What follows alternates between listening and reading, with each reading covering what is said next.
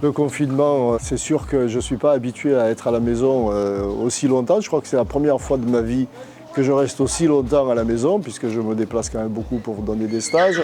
Donc voilà, il a fallu s'adapter à ça. On est heureux de voir les amis, d'être ici, de voir nos chevaux, comment ils progressent ou pas. Mais c'est un concours qu'on sait si on est bon ou pas. Et ça, voilà, maintenant les concours, on est là pour ça, pour voir comment si ça a progressé et d'avancer. On ne peut pas progresser si on ne fait pas de la compétition. C'est impossible. Finalement, le confinement s'est très bien passé. Ça a été même mieux pour moi, puisque normalement, mon père est souvent absent par les leçons, les stages, etc. À différents endroits. Et au final, là, il était là à la maison pendant 2 mois tous les jours.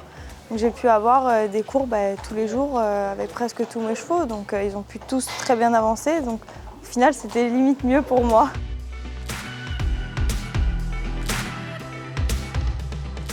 Ça a changé des choses parce que les chevaux ont plus progressé. Il y a eu du chamboulement dans les chevaux attribués au niveau des écuries. Mon mari s'est mis à monter mes jeunes chevaux. Ma fille en a pris un autre. On a pu bien progresser pendant le confinement, donc on va voir si là ça va payer. Mais c'est vrai que comme beaucoup de cavaliers, ça nous a permis de travailler des détails techniques de fond où en fait pendant l'hiver on n'a pas le temps. Et on a toujours la pression des concours et là on ne l'avait pas du tout.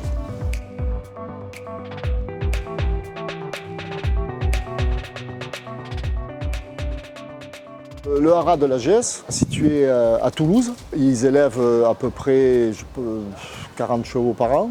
Ils essaient de faire au mieux, des chevaux allemands et des chevaux lusitaniens et des croisés aussi. Ils essaient et on va tout faire pour être au plus haut niveau. Isabelle a beaucoup progressé avec son cheval et c'est un cheval avec du potentiel, un cheval qui a beaucoup de potentiel, un peu difficile dans sa tête, mais Isabelle a su régler ça et le mettre en confiance. Et on a beaucoup d'espoir en ce couple. Maintenant le mien, on va essayer de faire au mieux. On a de l'espoir de pouvoir être sur le podium aussi, mais ça ne va pas être facile parce que tout le monde a progressé.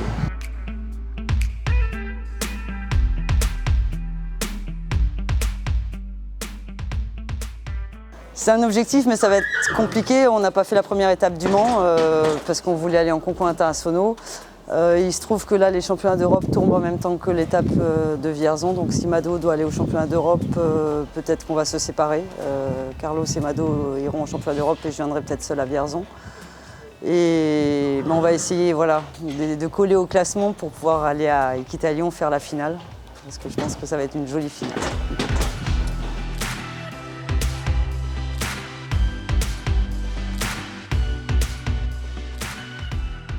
En début d'année, l'objectif c'était forcément de faire les championnats d'Europe avec l'un de mes 2 chevaux de junior et de commencer les U25 avec Rafale.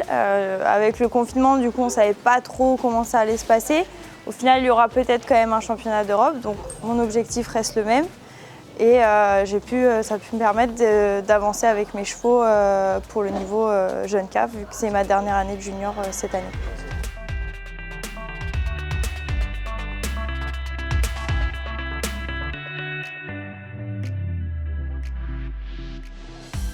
On va déjà essayer d'améliorer le plus possible, d'amener Isabelle au plus haut niveau pour essayer de faire partie de l'équipe pour Tokyo. C'est un rêve, mais il faut rêver dans la vie, c'est comme ça, et travailler aussi, et pas que rêver. Mado, les championnats d'Europe, je pense que ce sera avec on va voir lequel va être le meilleur. Et il faut maintenant voir à quel niveau elle va être plus compétente. Et on verra ça aujourd'hui et demain, et puis à Pompadour, puisque c'est la prochaine étape. Et on décidera après avec le staff.